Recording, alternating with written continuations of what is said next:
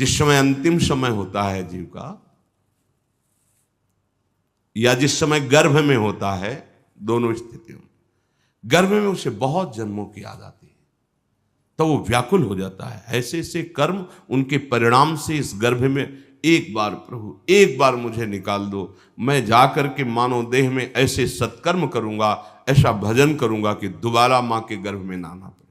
जब अंतिम समय होता है तो जितने इस जन्म में दुष्कर्म या सत्कर्म के सब सामने घेर लेते हैं, बहुत जन्मों के कर्म संस्कार छा जाते हैं, और जो उसको योनि मिलनी होती है वही चित्त अटक जाता है।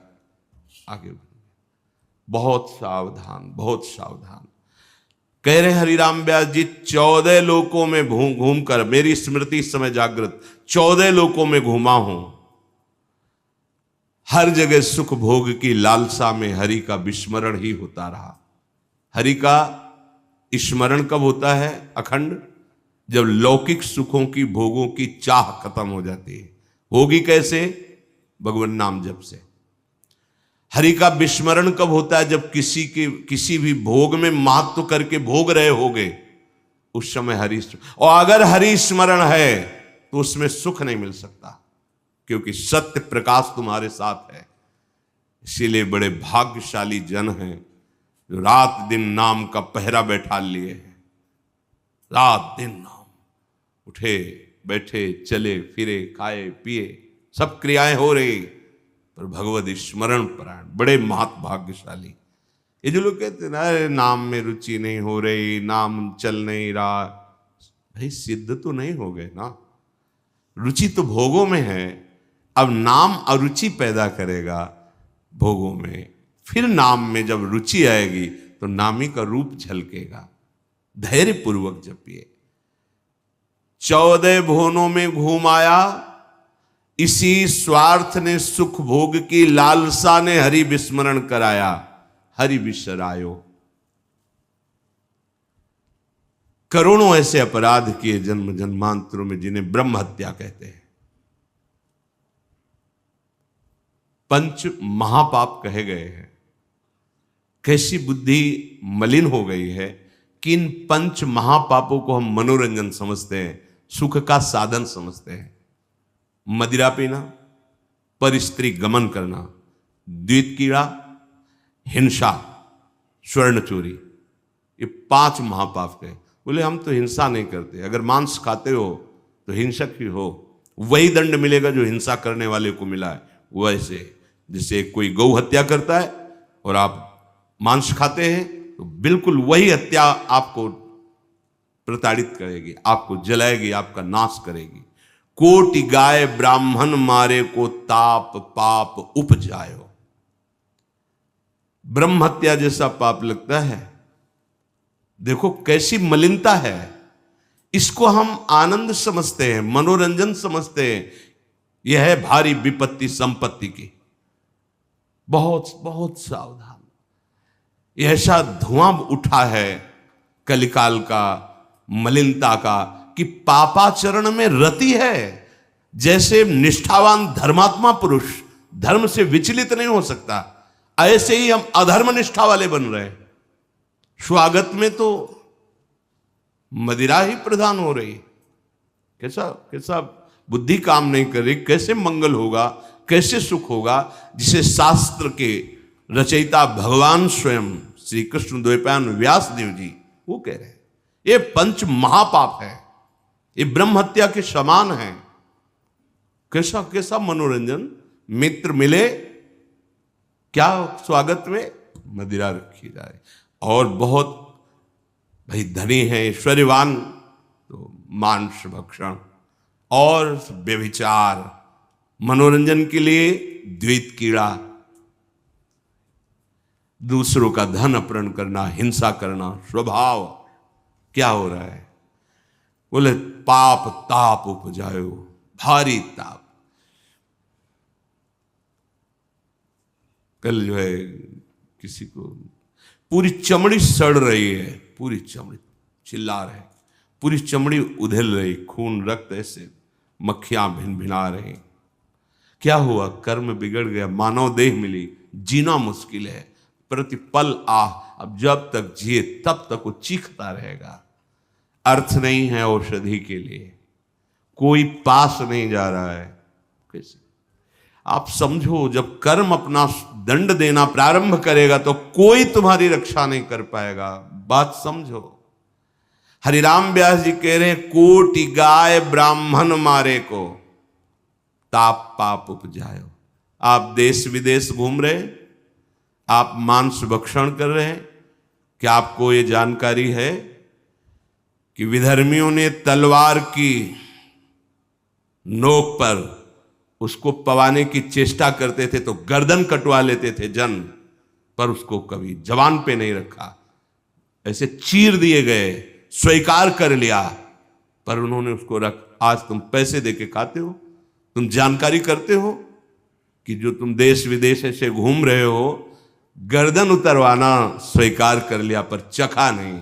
आज तुम्हारी बुद्धि इतनी भ्रष्ट है कि तुम पैसा देकर उसे खाते हो और अपने को मनुष्य कहते हो, अपने को जो जो भी नाम दो कि हम ये सनातनी, हम ये धर्म में चलने वाले। आप क्या, सनातन भगवान का नाम है, भगवान का नाम सनातन है। तुम भगवान के हो तो भगवान की आज्ञा का पालन करो। तुम्हारे लिए जो बना हुआ आहार है उसे आप पाओ, धर्म पूर्वक चलो।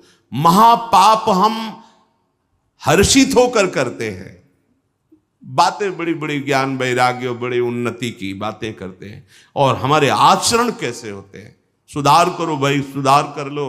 अगर आपको ये मानव देह मिला है तो संभाल कर लो, नहीं कितनी योनियों में भटकना पड़ेगा अभी पता नहीं। अज्ञान के कारण लगता है देख लेंगे, कुछ नहीं। सावधान हो जाओ। यदि आप जिस पशु का मांस खाते हैं उसी पशु की हत्या का आपको पूर्ण दंड मिलेगा। यानी कि मैं खरीद लाता हूं, मैं कोई हत्या तो नहीं करता, लेकिन आप पा रहे हैं ना, तो वही पाप आपको लगेगा। वही कर्ता प्रेरक अनुमोदन।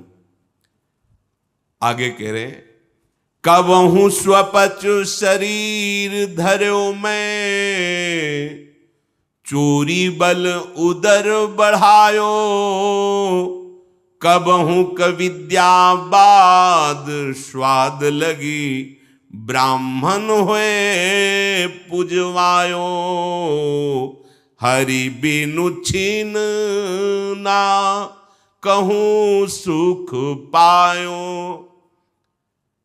कभी नीच प्रवृत्ति धारण करके, नीच योनि में जन्म लेकर के नाना प्रकार की चोरी कपट छल, बस कैसे पेट भरे।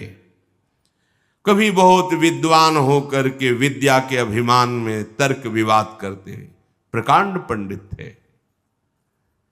ये जहां भी जाते थे विजयश्री विद्वता से प्राप्त करते थे।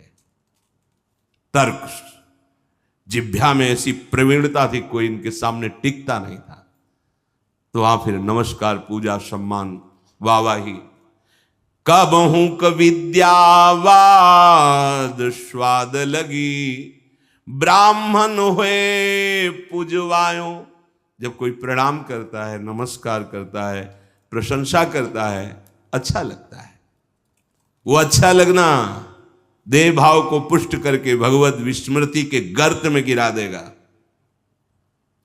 कबहू करंक निशंक भयो, घर घर फिर जूठो खायो, कबहू क सिंहासन पर बैठो, छत्र चौर ढरवायो।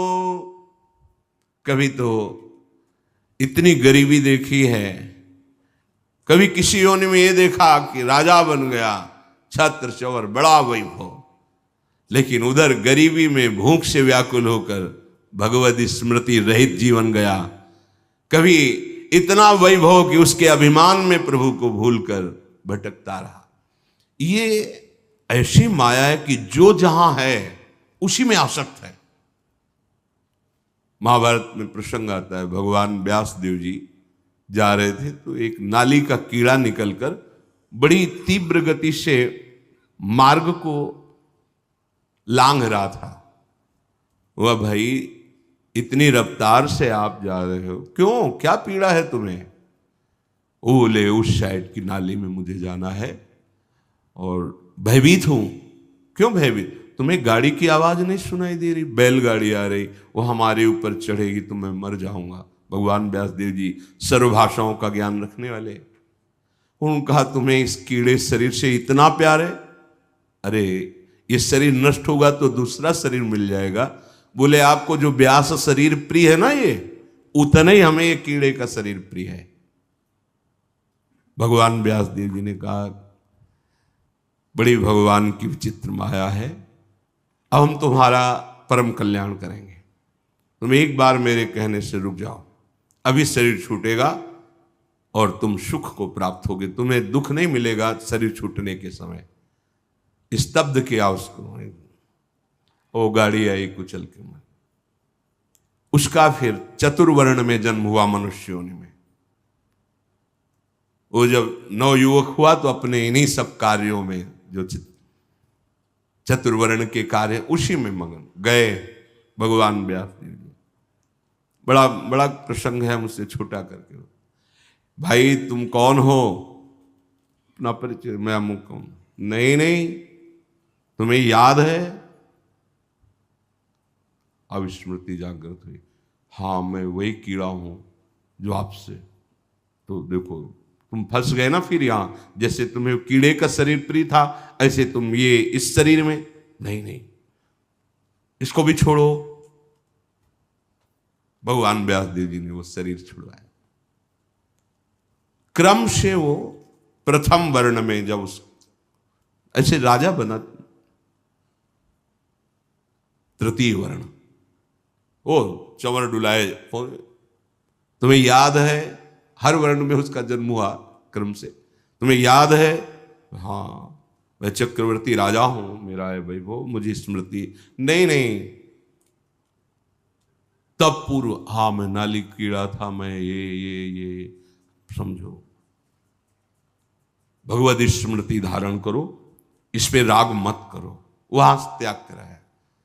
जब प्रथम वर्ण में जन्मा, वो अपने कार्य में विद्वान होकर ऐसे उपरोहिता।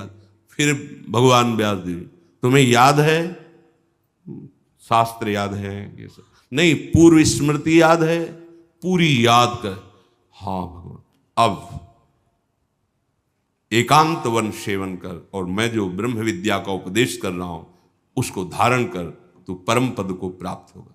उसमें दिखाया कि जिस शरीर में जीव जाता है उसी को ऐसा मानता है ये मेरा है, और मानो पहली बार मैं इस सृष्टि में आया हूं, सब भूल जाता है, और जो उसके सामने परिवार भोग, उसी में आसक्त होकर उसी का चिंतन करके, ये बहुत काल से चल रहा है।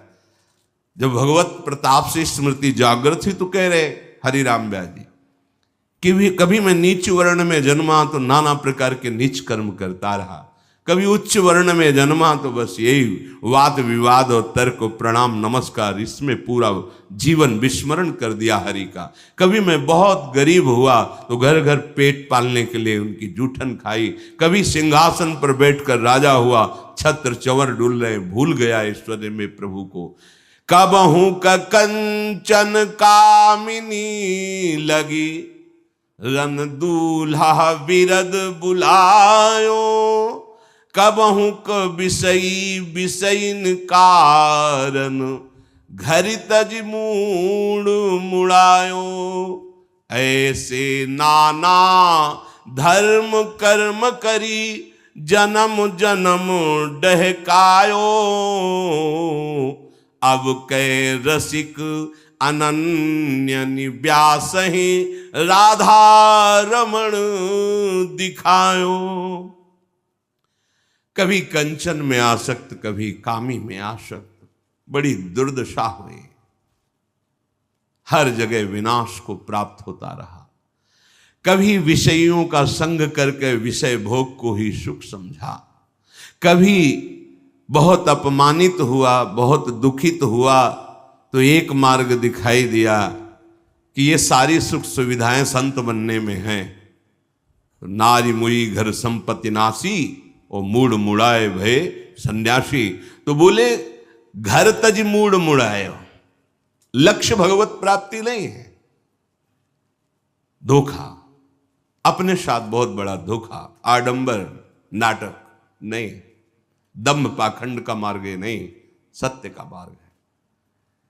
हमसे चूक हो जाए तो सुधारना है, लेकिन हमारा लक्ष्य है सत्य मार्ग। अगर लक्ष्य सत्य मार्ग नहीं और यह है कि बढ़िया खाने को मिलेगा, कपड़ा मिलेगा, प्रणाम नमस्कार भेंट, बहुत बुरी दशा है, बहुत बुरी दशा है। आप अपने धर्म से गए, गृहस्थ धर्म का आचरण त्याग कर दिया और व्यक्त धर्म को स्वीकार नहीं किया, तो ऐसे न वैसे रहे मजरेढ़ो पाछलियो जुभई निर्भाषा। क्या हुआ? जीवन व्यर्थ चला गया, अपराध बन गए। अगर लक्ष्य भगवत प्राप्ति नहीं और वेश धारण किया तो पापाचरण निश्चित होगा, पाखंड निश्चित होगा, दंभ निश्चित होगा और उससे दुर्गति होती, सिर्फ दुर्गति, कहीं कोई गुंजाइश नहीं है। ये वेश ऐसे नहीं धारण करना चाहिए। ये देख करके या आप चलो बाबा जी बन जाते हैं, आप तो कह रहे घर तज मूढ़ मुड़ायो, चलते बड़ी सुख सुविधा है, ठीक है, तुम बाहरी फिर मन और इंद्रियों का विलास, इसको रोक पाओगे?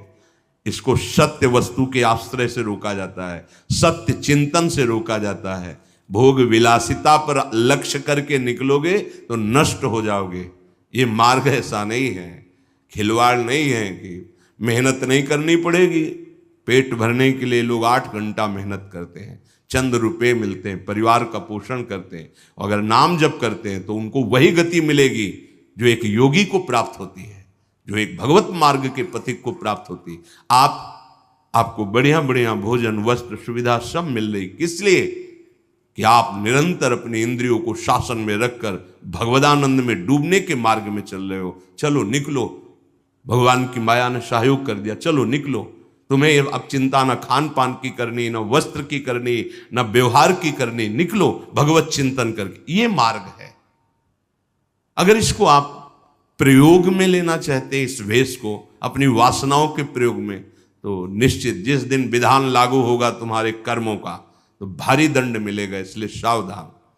हरिराम व्यास जी कह रहे हैं ऐसा भी किया, पर ऐसे नाना धर्म कर्म का करके जन्म जन्म भटकता रहा, लेकिन बात नहीं बनी, ये सब ठगे गए। हम ये जान ही नहीं पाए कि हमारा अंशी प्रभु श्री हरि है और उसका स्मरण करने से ही सब बात बनती है। अब इस जन्म में कृपा हुई, हरिराम व्यास जी कह रहे क्या? अब के रसिक अनन्य ही व्यास राधा रमण दिखायो। अब की कृपा हो गई और रसिक अनन्यों का संग मिल गया, जिससे राधा रमण जी का साक्षात्कार हुआ। राधा रमण, श्री प्रिया प्रीतम, श्री लाडली लाल। भगवान का नाम सर्व विजयी। अब तो कुछ समझ में नहीं आता, बस एक बात समझ में आती है, ए भाई नाम जप लो जैसे बने। हृदय से कह रहा हूं, हृदय से साफ सुधर जाएगी, साफ क्षमा हो जाएगा, परम पावन हो जाओगे। जितनी तुम्हारी इंद्रियों ने तुम्हें फंसाया है, इनको वैसे ही जलाकर पवित्र कर देगा ये नाम। बस आप इंद्रियों में तदात्म मत होइए कि बहुत जलन हो रही, बहुत, ये उनको हो रही जिन दुष्ट इंद्रियों ने मुझे बार बार अनेक जन्म से भटकाते हुए हरि से विमुख किया है, अब उनको दंड मिल रहा है। और होता क्या है, अज्ञान के कारण हम उनमें तदात्म हो जाते हैं और कहते हैं बहुत जलन हो रही, तो हम फिर मनोरंजन में लग जाते हैं, प्रभु का नाम छोड़ देते हैं, प्रभु के मार्ग को छोड़ देते हैं। श्री पाद प्रबोधानंद जी महाराज कह रहे, श्री कृष्णे तस्य नाम स्वत तदनुचरे नाग सामस्ति मेन्तः। हे श्री कृष्ण, आपका नाम महान महिमा में परम सुख प्रदान करने वाला है, पर मैं उसको भी नहीं जप पा रहा हूं। देखो, जैसे तुम बंधन में पड़े हो दुश्मनों की, तो वो शांत हैं लगभग, और जहां देखा ये बंधन छुड़ाने की चेष्टा, टूट पड़ेंगे ऊपर।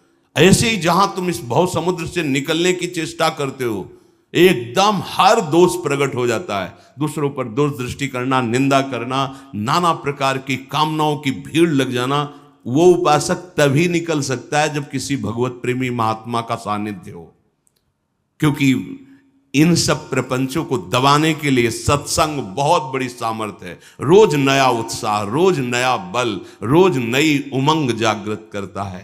तभी बिनु सत्संग न पावई प्राणी, बिना सत्संग के पर यही सर आवत अति कठिनाई, राम कृपा बिनुआई न जाई। देखो जहां जहां भी सत्संग के शब्द मिल रहे हैं जिन जिन को, वो बड़े भाग्यशाली हैं। बस हमको संभालना है। ये भ्रमात्मक भ्रम पैदा करके जो क्रियाएं करवा रही माया कि इसमें सुख है, इसमें सुख है, भगवत प्रसाद का आश्रय लो, इस भ्रम को मिटाओ, कहीं सुख नहीं है। ये अधर्माचरण और गंदा करता चला जाएगा हृदय को। ये नाम अमृत है, नाम अमृत है, हरि नाम अमृत है, राधा नाम अमृत है, सुधारसम है। मान लीजिए, मान लीजिए, कहीं सुख नहीं, समय बर्बाद हो रहा है। 50-50 वर्ष की आयु हो गई, 60-60 वर्ष की आयु हो गई, वही चिंतन भोगुम। कितने जन्म हो गए यही चिंतन करते हुए, है नहीं मिला। दुख तो दुख है ही, यहां का सुख जो भास रहा है वो भी दुख है। जिसे तुम सुख समझते हो ये सुख नहीं, सुख की छाया है, समझ पड़ती नहीं, ये गिरधर की माया है। जिसे तुम सुख समझते हो ये सुख है।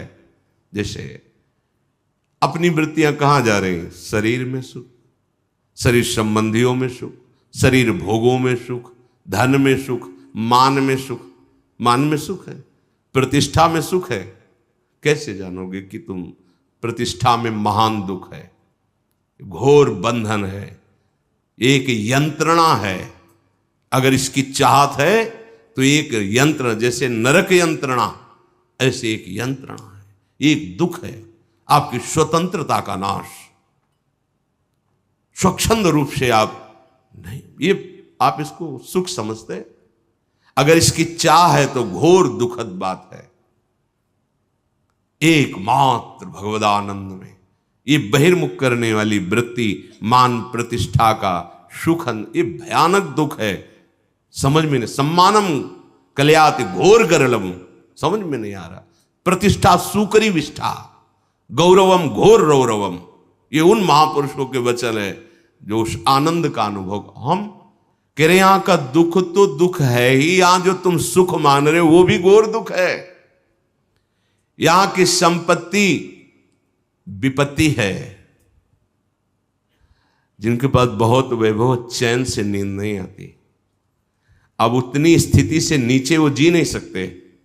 ऊपर की आकांक्षा है और ऐश्वर्य बढ़े, कोई विश्वासघात न कर दे। कई तरह की चिंताएं, भय उनके हृदय में। मुझे जाना है यहां से, भगवत प्राप्ति करनी है, भगवान नाम जपना, इसकी सुध भी नहीं है, शुद्ध भी नहीं है। यहां की संपत्ति घोर विपत्ति ही है। अच्छा, कितना भी एकत्रित कर लो, जाओगे तो पास कुछ नहीं, क्या फायदा। विदेश में है, खूब बटोर लो सोना, खूब रुपया बटोर लो, लेकिन जब तुम अपने देश को चलोगे तो सब छीन लिया जाएगा। बोलो फायदा क्या हुआ पूरे जीवन मेहनत करने की। ठीक यहां ऐसे ही है, रहना नहीं देश बिराना है, संतों ने गाया। जाना है यहां से, जाना है। ये संपत्ति भी विपत्ति है। कैसे विपत्ति है? विपत्ति का स्वरूप क्या होता है? भगवत विस्मरण का हनुमंत विपत्ति प्रभु सोई, जब तो सुमिरन भजन न होई। जिसके दिमाग में संपत्ति का महत्व बैठ जाता है, भगवत स्मरण परायण हो ही नहीं सकता, नहीं हो सकता। ये संपत्ति का चिंतन, धन का चिंतन रजोगुण की वृद्धि करके उससे कामादि दोषों में, वासनाओं में फंसा देता है। ये बड़ा सूक्ष्म विषय है। यहां का दुख तो दुख है ही, यहां का सुख भी दुख है। यहां की संपत्ति विपत्ति है। जितनी भी भोग सामग्रियां हैं ये सब सत्य वस्तु से विचलित कर देने वाली हैं। स्वर्ग नर्क सब घूम करके आया हूं, हरिराम व्यास जी कह रहे, ये सब देखा है। ये कब अनुभव होता है? जब भगवदानंद की स्थिति होती है ना, पूरा जन्म जन्मांतरों का अनुभव होता है। पिछले जन्म में क्या थे, क्या क्या कर्म हुए, क्या कैसा, सब वो दृष्टा सब कुछ देख लेता है। तभी घोर वैराग्य, दृढ़ स्थिति। प्रभु आप नहीं नहीं नहीं, बहुत कृपा से ऐसी ऊंचाई पर आ गए जहां इन द्वंद्वों का प्रवेश नहीं, तो आप फिसलना नहीं, नहीं अब चूक नहीं, हर समय सावधान, सेवा सुमिरन सावधान, हर समय सावधान। एक सेकंड के लिए भी किसी इंद्रिय को छूट नहीं, धोखा पैदा कर देगी, भ्रम पैदा कर देगी, फिर पश्चाताप होगा।